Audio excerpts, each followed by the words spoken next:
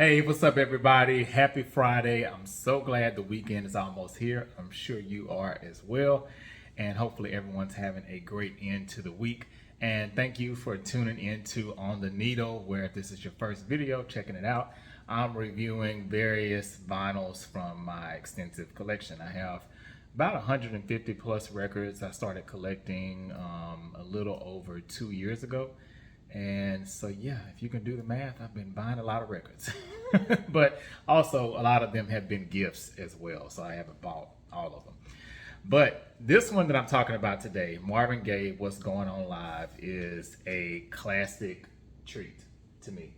Um, it just is. I mean, I don't even really want to say to me because, yeah, it's a classic, like, period.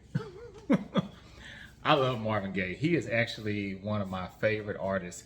And I think Marvin Gaye's legacy is a bit underrated. And what I mean is, a lot of people revere him as this social activist through his music, which, especially with this album, What's Going On, he was. So I think that's very accurate. But he also has one of the smoothest voices to me. And not only is it smooth, but it's also very distinct. I feel like a lot of the R&B singers that kind of came up in his era and after him had that, those male R&B singers, like, like your Teddy Pendergrass or Luther Vandross, people like that. When you hear them on the radio, you instantly knew who they were. And I feel like Marvin Gaye definitely had that, and he really doesn't get the credit as far as his singing ability, in my opinion. I think he was an amazing singer. I can listen to his voice all day. But anyway, this is a live version of What's Going On. I stumbled upon this actually at a record store in Dallas. And when I saw it, I was like, oh, I got to pick this up because I had seen the regular album and had kind of passed it up because I also have a greatest hits of his, which does have some of these same songs on it as well. But of course, they're studio versions that are not live. Live albums to me are just a gem. I love them because. And last week I reviewed Lauryn Hill's Unplugged, which is also a live album. So I don't know, just in this live type of mood, I guess, here these last couple of weeks. But this album, what's really cool about it is he does a medley of other songs as well. So he has a medley of like You're All I Need to Get By, Pride and Joy, Heard It Through the Grapevine. He does a medley of that. And then the big songs that What's Going On is known for, like Inner City Blues, of course, the title track, What's Going On, Save the Children. He even has like some dialogue points here.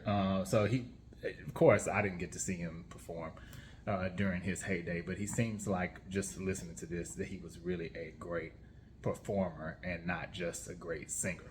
So another cool thing about this album that I really like is when you open it, there is this really cool like throwback picture here.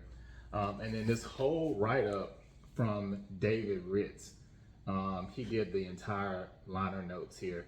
I'm really a sucker for liner notes, and that's why I'm at the cusp of the digital age, or this downloading streaming age, but I'm also right at the tail end of the age group where we remember physical CDs and even cassette tapes.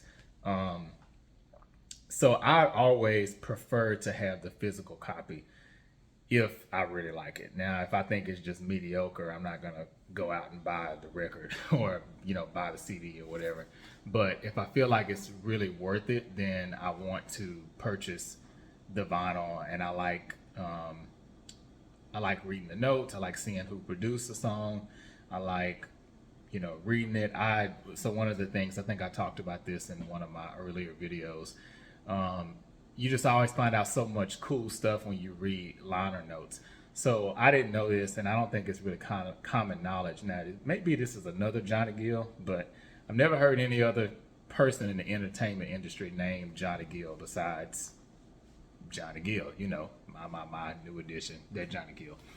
So on Janet Jackson's Rhythm Nation album, specifically, I think the song was miss you much. If you read the credits, there's like finger snaps or like some chants or call outs or something like that. And when you read it, one of the people that contributed to it is Johnny Gill.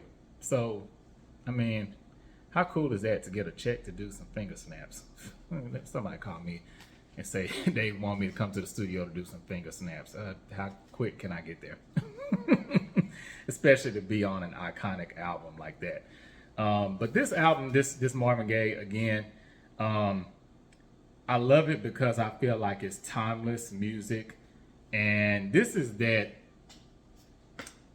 Beyonce plastic off the sofa or plastic on the sofa type vibe. What I mean is, and where she got that from, so people don't know. In the old days, or maybe like generations or whatever before us, people sometimes put plastic on their sofa to preserve it because they didn't want people to sit on it. So it's kind of like the take your shoes off at the door, don't touch anything. Now I like all of my albums, I will say, but there are a select few, including this one, that I really get a little nervous if people pick it up because I'm like, I don't need you scratching it, or don't be coughing and sneezing on it and none of that. So I'm a little this is one I'm really partial to. But curious what you all think. Let me know your comments about what's going on, this live version. So this is a close-up of the track list. So you all can see that there, in case you don't know. But those are all of the songs that are featured on it. So let me know your thoughts on Marvin Gaye, on what's going on the album. I mean, hey, in my opinion, just timeless music. I mean, 1972 was the year he recorded this album. So how cool is that here we are 50 years later, just made 50 years actually, that we're still talking about music like this. It still impacted people. You still hear his songs in commercials. So to me, that's like timeless music, which a lot of artists today feel like make music that's current or trendy, but 50 years from now, is it really going to have that big of an impact? Some yes, and I'd say majority no. But again, thank you all for tuning in. Thank you for watching. And as you can see on my hat, I have a new podcast called the Water Bearer Podcast.